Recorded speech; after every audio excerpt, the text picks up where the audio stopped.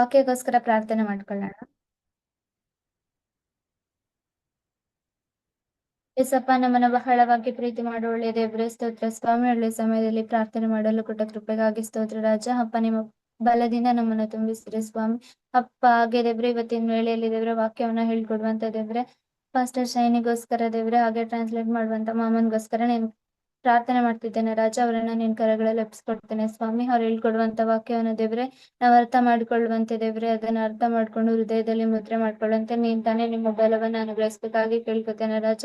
ಅಪ್ಪ, ನಾವಿನ್ನು ವಾಕ್ಯದಲ್ಲಿ ಹೆಚ್ಚಾಗಿ ಬೆಳೆಯುವಂತ ದೇವ್ರೆ, ಇನ್ನು ಆಳವಾಗಿ ಬೇರಿರುವಂತ ದೇವ್ರೆ, ನೀನ್ ತಾನೇ ಸಹಾಯ ಮಾಡ್ರಿ ರಾಜ.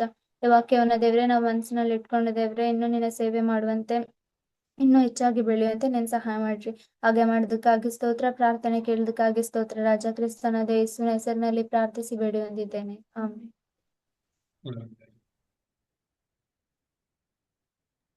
Amen.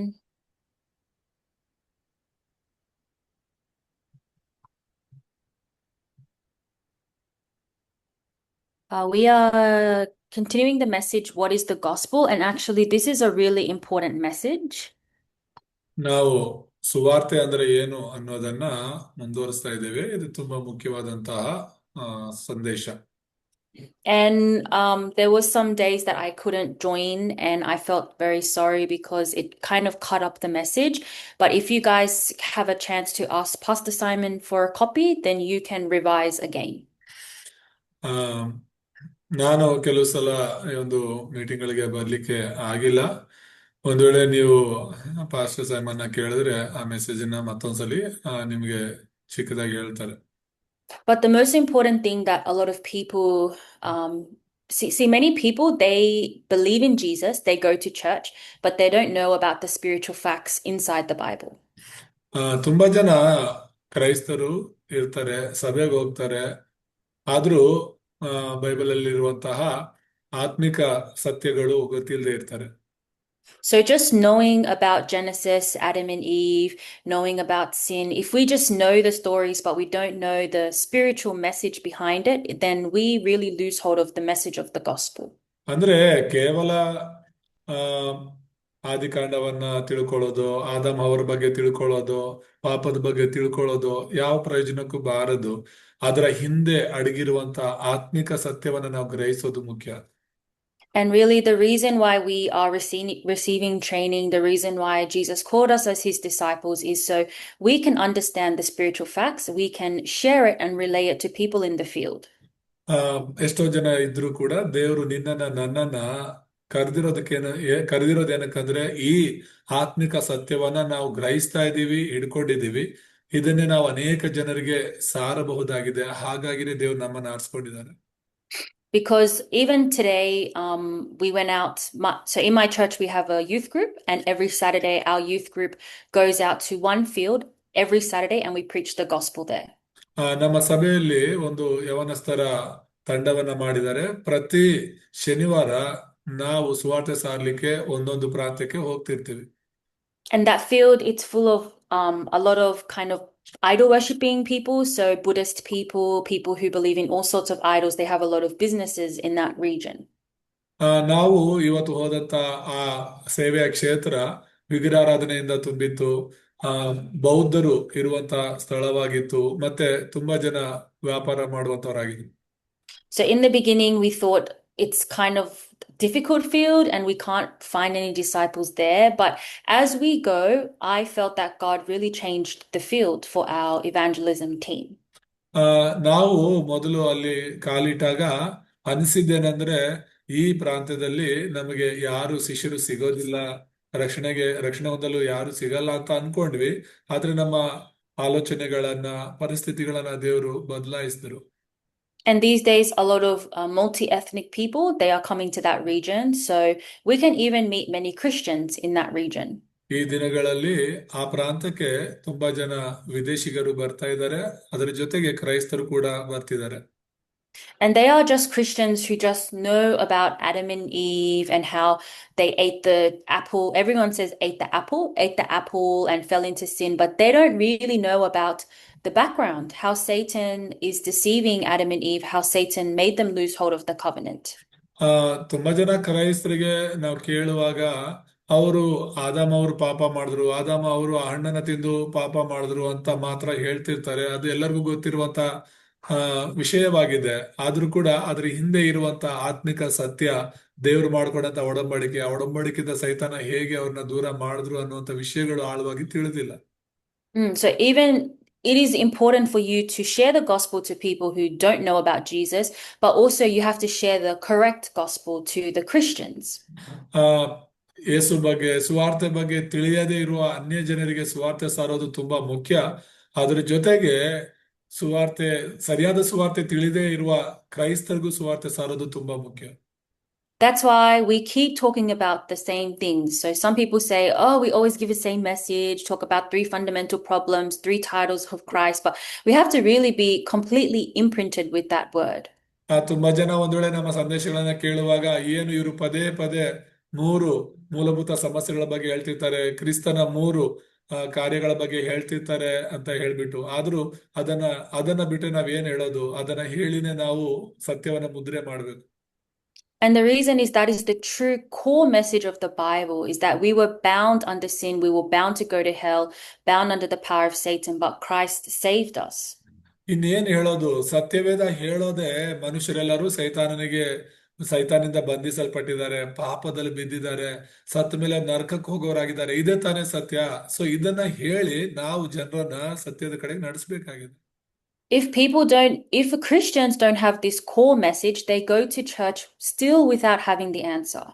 ಒಂದು ವೇಳೆ ಈ ಮುಖ್ಯ ಸಂದೇಶವನ್ನ ಅರಿಯದೆ ಕ್ರೈಸ್ತರು ಸಭೆಗೆ ಹೋಗ್ತಾ ಇದ್ರು ಕೂಡ ಸುವಾರ್ತೆ ಅಂದ್ರೆ ಏನಂತಾನೆ ಅವ್ರಿಗೆ ತಿಳಿದಿಲ್ಲ ಅಂತ ಅರ್ಥ. So they go to church and they pray, God, give me help, God, save me from my problem, but they don't realize Christ already finished everything. ಅಂತ ಕ್ರೈಸ್ತರು ಏನ್ ಮಾಡ್ತಾರಂದ್ರೆ ಸಭೆಗಳಿಗೆ ಹೋಗ್ತಿರ್ತಾರೆ, ಅವರ ಒಂದು ಸಮಸ್ಯೆಗಳಿಂದ ಹೊರಗಡೆ ಬರ್ಲಿಕ್ಕೆ, ಅವರ ಒಂದು ಅನಾರೋಗ್ಯಗಳನ್ನ ಗುಣಪಡಿಸ್ಲಿಕ್ಕೆ ಪ್ರಾರ್ಥನೆ ಮಾಡ್ತಿರ್ತಾರೆ. ಯೇಸು ಕ್ರಿಸ್ತನು ಎಲ್ಲವನ್ನ ಮಾಡಿ ಮುಗಿಸಿದ್ದಾರೆ ಅನ್ನುವಂತ ನಂಬಿಕೆ ಅವರಲ್ಲಿ ಇರೋದಿಲ್ಲ.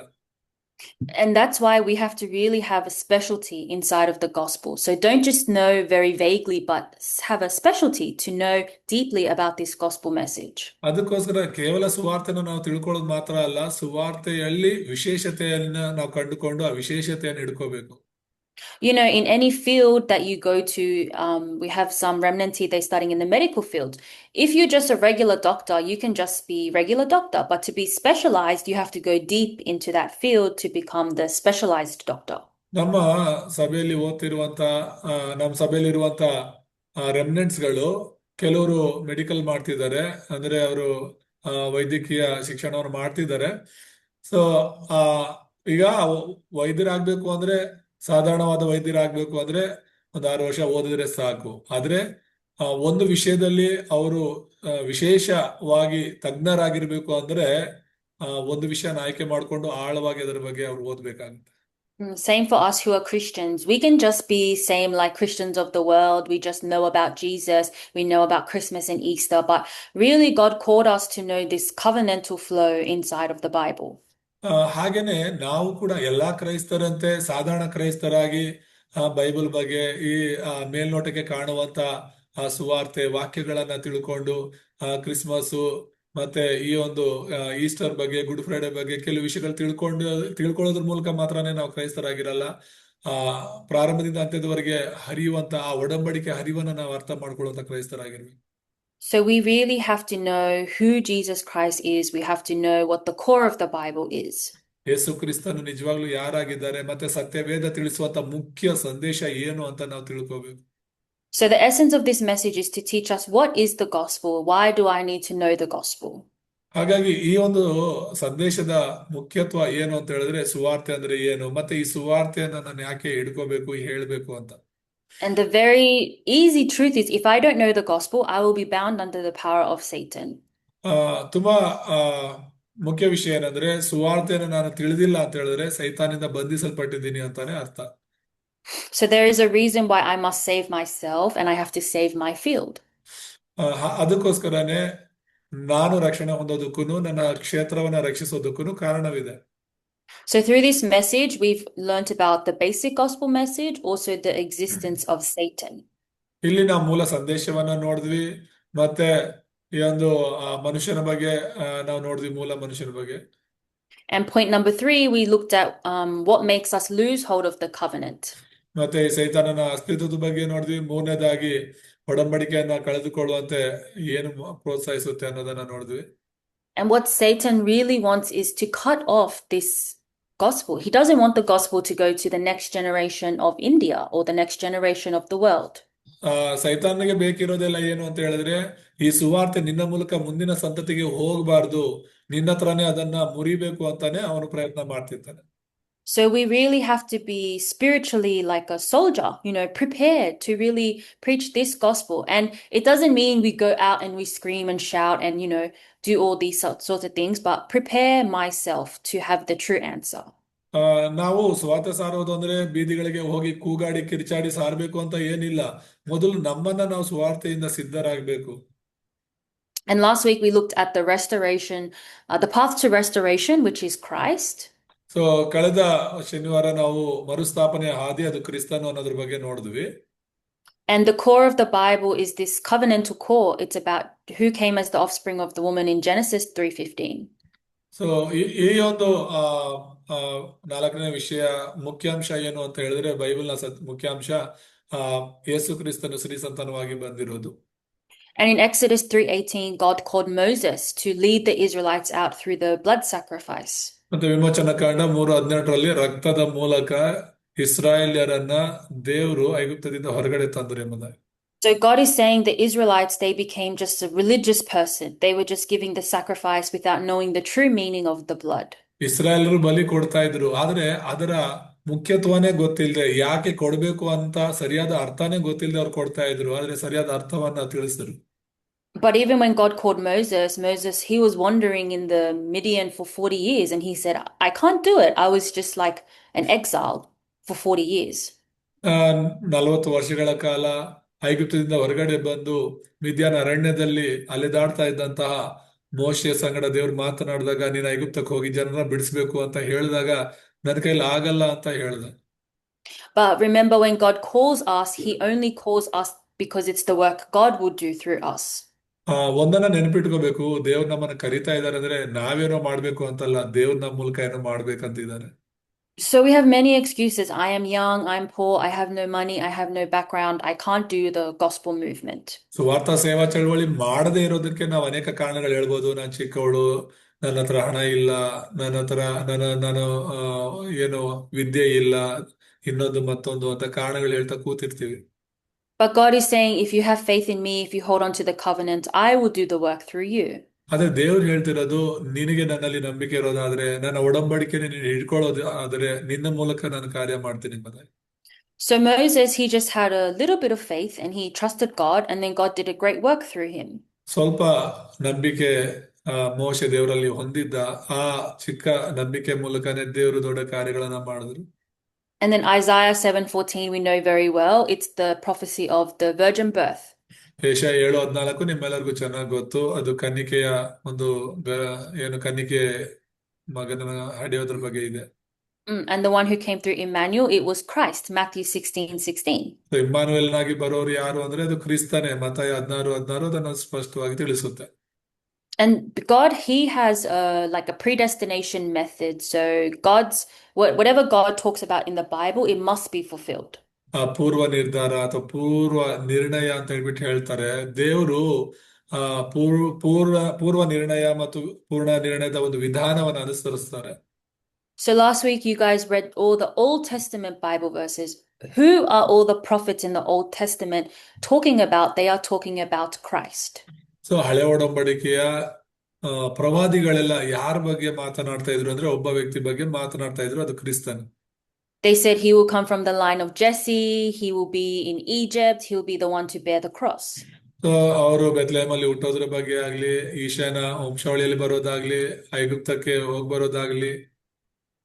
And he will fulfill the covenant as the true prophet, true priest, true king. ಮತ್ತು ಆತನು ಸತ್ಯ ಪ್ರವಾದಿಯಾಗಿ, ಸತ್ಯ ಯಾಜಕನಾಗಿ, ಸತ್ಯ ಅರಸನಾಗಿ ಆ ಒಡಂಬಡಿಕೆನ ನೆರವೇರಿಸ್ತಾರೆ ಎಂಬುದಾಗಿ ಬರೆದಿದ್ರು. So actually the Bible is not talking about anything else. The Bible is only talking about Christ. ಸತ್ಯವೇದ ಬೇರೆ ಏನನ್ನು ಮಾತಾಡ್ತಾ ಇಲ್ಲ, ಕೇವಲ ಕ್ರಿಸ್ತನ ಬಗ್ಗೆ ಮಾತನಾಡ್ತಾ ಇದೆ. That's why in the conclusion, today we look at the conclusion, we have to enjoy the blessing of salvation. ಹಾಗಾಗಿ ಇವತ್ತು ನಾವು ಮುಕ್ತಾಯ ನೋಡೋಣ. ಆ ಮುಕ್ತಾಯ ಅಂದ್ರೆ ರಕ್ಷಣೆಯ ಆಶೀರ್ವಾದದ ರಹಸ್ಯವನ್ನು ನೋಡಬೇಕು. If we don't enjoy our salvation, it's just like a rich person who has $1 million in their bank account, but they don't know and they're like a beggar, begging everyone for money. ಈ ರಕ್ಷಣೆಯ ಆಶೀರ್ವಾದದ ಬಗ್ಗೆ ನಿನಗೆ ಗೊತ್ತಿಲ್ಲ ಅಂತ ಹೇಳಿದ್ರೆ ಕೋಟ್ಯಾಂತರ ರೂಪಾಯಿ ಬ್ಯಾಂಕ್ ಅಲ್ಲಿ ಇದ್ರೂ ಕೂಡ ಆ ದುಡ್ಡು ಇರೋದ್ರ ಬಗ್ಗೆ ಯಾವ ಅರಿವು ಇಲ್ಲದಂತಹ ಶ್ರೀಮಂತನಿಗೆ ನಾವು ಸಮಾನವಾಗಿರ್ತೀವಿ. We have the background of the throne, we have the power of prayer, we have the authority in the name of Jesus Christ. ನಮಗೆ ದೇವರಿದ್ದಾರೆ, ದೇವರ ಸಿಂಹಾಸನ ಇದೆ, ಮತ್ತೆ ದೇವ್ರು ಕೊಟ್ಟಿರುವಂತಹ ಬಲ ಅಧಿಕಾರಗಳಿವೆ. But we always have unbelief because Satan uses our old nature, Satan uses our problems to deceive us. ಆತ್ಮಿಕವಾಗಿ ಇಷ್ಟೆಲ್ಲ ಆಶೀರ್ವಾದಗಳಿದ್ರೂ ಕೂಡ ಸೈತಾನನು ನಮ್ಮ ಒಂದು ಹಳೆಯ ಸ್ವಭಾವದೊಂದಿಗೆ ನಮ್ಮನ್ನ ಮೋಸಗೊಳಿಸಿ ನೋಡ್ತಿರ್ತಾನೆ. But even inside of our problems, our trials, God has a perfect plan for us. ಇಂತಹ ಹಿಂಸೆಗಳು, ಸಮಸ್ಯೆಗಳು, ಬಲಹೀನತೆಗಳ ಮಧ್ಯದಲ್ಲೂ ಕೂಡ ದೇವರು ನಮ್ಮಲ್ಲಿ ಇಟ್ಟಿರುವಂತಹ ತನ್ನ ಯೋಜನೆಯನ್ನ ನೆರವೇರಿಸ್ತಾರೆ. And even inside of our suffering, inside of our problems, if we just know who truly suffered for us, who solved all of our problems on the cross, we can revive ourselves again. ನಮ್ಮ ಹಿಂಸೆಗಳು, ನಮ್ಮ ಶ್ರಮೆಗಳು, ಸಮಸ್ಯೆಗಳ ಮಧ್ಯದಲ್ಲೂ ಕೂಡ ನಮಗೋಸ್ಕರ ಶ್ರಮೆಯನ್ನ, ಸಂಕಟವನ್ನ ಹೊತ್ತವ್ರು ಯಾರು ಅಂತ ನಾವು ತಿಳ್ಕೊಳ್ಳೋದಾದ್ರೆ ಕ್ರಿಸ್ತನ ಬಗ್ಗೆ, ಅವೆಲ್ಲವುಗಳಿಂದ ನಾವು ಹೊರಗಡೆ ಬರಬಹುದು. Because as the believer, God gave us the absolute assurance. So we look at the 5 assurances. ಎರಡನೇದಾಗಿ ನಾವು ನೋಡೋದಾದ್ರೆ ವಿಶ್ವಾಸಿಗಳಿಗೆ ದೇವರು 5 ಭರವಸೆಗಳನ್ನ ಕೊಟ್ಟಿದ್ದಾರೆ. 5 ಭರವಸೆಗಳನ್ನ ನಾವು ನೋಡೋಣ. Sorry, I didn't put the Bible verse, but let's have a look. Salvation Bible verse, 1 John 5:11-13. ರಕ್ಷಣೆಯ ಕುರಿತಾಗಿ ಆ ವಚನಗಳನ್ನ ನಾನು ಅಲ್ಲಿ ಹಾಕಿಲ್ಲ. ಆ ವಚನಗಳನ್ನ ನಾವು ನೋಡೋಣ. 1 ಯೋಹಾನ 5ನೇ ಅಧ್ಯಾಯ 11-13 ಯಾರಾದ್ರೂ ಒಬ್ರು ಓದೋಣ. Let's have a look at 1 John 5:11-13. 1 ಯೋಹಾನ 5:11-13. ಆ ಸಾಕ್ಷಿ ಯಾವುದೆಂದರೆ ದೇವರು ನಮಗೆ ನಿತ್ಯ ಜೀವವನ್ನು ಅನುಗ್ರಹಿಸಿದನು. ಆ ಜೀವವು ಆತನ ಮಗನಲ್ಲಿ ಅದೇ ಎಂಬುದೇ. ಯಾವನು ದೇವರ ಮಗನನ್ನು ಅಂಗೀಕರಿಸಿದ್ದಾನೋ ಅವನಿಗೆ ಆ ಜೀವ ಉಂಟು. ಯಾವನು ದೇವರ ಮಗನನ್ನು ಅಂಗೀಕರಿಸಲಿಲ್ಲವೋ ಅವನಿಗೆ ಆ ಜೀವವಿಲ್ಲ. ದೇವರ ಮಗನ ಹೆಸರಿನಲ್ಲಿ ನಂಬಿಕೆ ಇಟ್ಟಿರುವವರಾದ ನಿಮ್ಮಲ್ಲಿ ನಿತ್ಯ ಜೀವ ಉಂಟೆಂದು ನಿಮಗೆ ಗೊತ್ತಾಗುವಂತೆ ಈ ಮಾತುಗಳನ್ನು ಬರೆದಿದ್ದೇನೆ. Amen. So truly, God has given us eternal life. Eternal life is only inside of Christ. ನಿಜವಾಗ್ಲೂ ದೇವರು ನಮಗೆ ನಿತ್ಯ ಜೀವನ ಕೊಟ್ಟಿದ್ದಾರೆ. ಆ ನಿತ್ಯ ಜೀವ ಕ್ರಿಸ್ತನಲ್ಲಿ ಮಾತ್ರನೇ ಇದೆ. Very clearly, whoever doesn't have the Son does not have life. ತುಂಬಾ ಸ್ಪಷ್ಟವಾಗಿ ಹೇಳೋದೇನಂದ್ರೆ ಮಗನನ್ನ ಹೊಂದದೇ ಇರುವವರಲ್ಲಿ ಜೀವ ಇಲ್ಲ ಎಂಬುದಾಗಿ. So I'm a good person, I did good deeds, I did many things, but I don't believe in Christ. The Bible says they have to go to eternal hell. ನಾನು ತುಂಬಾ ಒಳ್ಳೆಯವನು, ಯಾವ ಕೆಟ್ಟದ್ದನ್ನು ಮಾಡಿಲ್ಲ, ನನಗೆ ಕ್ರಿಸ್ತನು ಬೇಡ ಅಂತ ಅನ್ಕೊಂಡ್ರೆ ಅವ್ರು ಎಷ್ಟೇ ಒಳ್ಳೆಯವರಾಗಿದ್ರು ಕೂಡ ನೀನ್ ಯಾರೋ ನನಗೆ ಗೊತ್ತಿಲ್ಲ ಅಂತ ಹೇಳಿ ದೇವರು ಅವ್ರನ್ನ ನರಕಕ್ಕೆ ಹಾಕ್ತಾರೆ. And very important in verse 13, he's saying that the reason why I'm writing these things to you is so that you can believe in the name of the Son of God. 13ನೇ ವಚನದಲ್ಲಿ ತುಂಬಾ ಸ್ಪಷ್ಟವಾಗಿ ಯೋಹಾನನು ಹೇಳೋದೇನಂದ್ರೆ ಇದನ್ನ ಬರೆಯೋದಕ್ಕೆ ಕಾರಣ ಏನು ಅಂತ ಹೇಳಿದ್ರೆ ದೇವರ ಮಗನ ಹೆಸರಿನಲ್ಲಿ ನಂಬಿಕೆ ಇಟ್ಟಿರುವವರಾದ ನಿಮ್ಮಲ್ಲಿ ನಿತ್ಯ ಜೀವ ಉಂಟು ಅಂತ ನೀವು ತಿಳ್ಕೋಬೇಕು ಎಂಬುದಾಗಿ. And to know we have eternal life. So we must have assurance that I am saved. I received salvation. I overcame Satan's power. ಇಲ್ಲಿರುವಂತ ನಾವೆಲ್ಲರೂ ಕೂಡ ಈ ರಕ್ಷಣೆಯನ್ನ ಹೊಂದಿರಬೇಕು, ಅಂದ್ರೆ ರಕ್ಷಣೆ ಭರವಸೆಯನ್ನ ಹೊಂದಿರಬೇಕು. ನಾನು ಸೈತಾನನಿಂದ ಬಿಡಿಸಲ್ಪಟ್ಟು ಈಗ ದೇವರ ಮಗುವಾಗಿದ್ದೇನೆ ಅಂತ ಸಂಪೂರ್ಣ ನಂಬಿಕೆ ಹೊಂದಿರಬೇಕು. So even today, when we went to preach the gospel, one person said in the field, they said, if you are a Christian, does that mean you stop committing sin? ನಾವು ಸೇವೆಗೆ ಹೋದಾಗ ಒಬ್ರ ಕ್ರೈಸ್ತರ ಹತ್ರನೇ ಸುವಾರ್ತೆ ಸಾರ್ತಿದಾಗ ಅವ್ರು ಹೇಳಿದ ಒಂದು ಪ್ರಶ್ನೆ ಏನಂದ್ರೆ, ಒಂದ್ ವೇಳೆ ನೀನು ಯೇಸು ನಂಬಿದ ತಕ್ಷಣನೇ ಕ್ರಿಶ್ಚಿಯನ್ ಆದ ತಕ್ಷಣನೇ ಪಾಪ ಮಾಡೋದನ್ನ ನಿಲ್ಸ್ಬಿಡ್ತೀಯಾ ಅಂತ. So of course we will sin until the day we die, but that person said, if you are a sinner, how can you have salvation? ಮತ್ತೆ ನಾನು ಹೇಳಿದೆ, ಇಲ್ಲ, ಮನುಷ್ಯರಾಗಿ ನಾವು ಸಾಯೋ ತನಕ ತಪ್ಪು ಮಾಡ್ತಾ ಇರ್ತೀವಿ ಅಂತ. ಅದಕ್ಕೆ ಅವ್ರು ಹೇಳಿದ್ದು, ಹಾಗಾದ್ರೆ ನೀನ್ ತಪ್ಪು ಮಾಡಿದ್ರೆ ಹೇಗೆ ನೀನು ರಕ್ಷಣೆ ಹೊಂದಿದ್ಯಾ ಅಥವಾ ಹೇಗೆ ನೀನ್ ಪರಲೋಕಕ್ಕೆ ಹೋಗ್ತೀಯಾ ಅಂತ. So even though Jesus died, finished everything, many people, they still don't have assurance of their salvation. ಯೇಸು ಕ್ರಿಸ್ತನ ಈ ಲೋಕದಲ್ಲಿ ಬಂದು ನಮಗೋಸ್ಕರ ಎಲ್ಲವನ್ನ ಮಾಡಿ ಮುಗಿಸಿದ್ರು ಕೂಡ ಇನ್ನು ಆತನ ಮೂಲಕ ನಮಗೆ ರಕ್ಷಣೆ ಇರೋದು ನಮ್ಮ ಮೂಲಕ ಅಲ್ಲ ಅನ್ನೋದನ್ನ ಅರಿಯದೆ ಎಷ್ಟೋ ಜನ ಕ್ರೈಸ್ತರು ಇದ್ದಾರೆ. But we know the correct answer, that it is here written in the Bible. Those who have the Son of God, they have life. ಇಲ್ಲಿರುವ ವಚನ ಹೇಳ್ತಾ ಇದೆ, ನಾನು ಹೇಳ್ತಾ ಇಲ್ಲ. ಯಾರು ಮಗನನ್ನ ಹೊಂದಿದಾರೋ, ನಂಬಿಕೆ ಇಟ್ಟಿದಾರೋ ಅವ್ರಿಗೆ ನಿತ್ಯ ಜೀವ ಇದೆ ಅಂತ.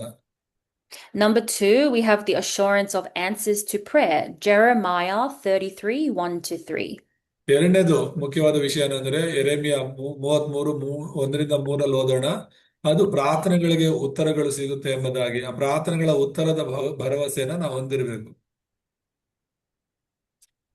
Jeremiah 33, 1-3.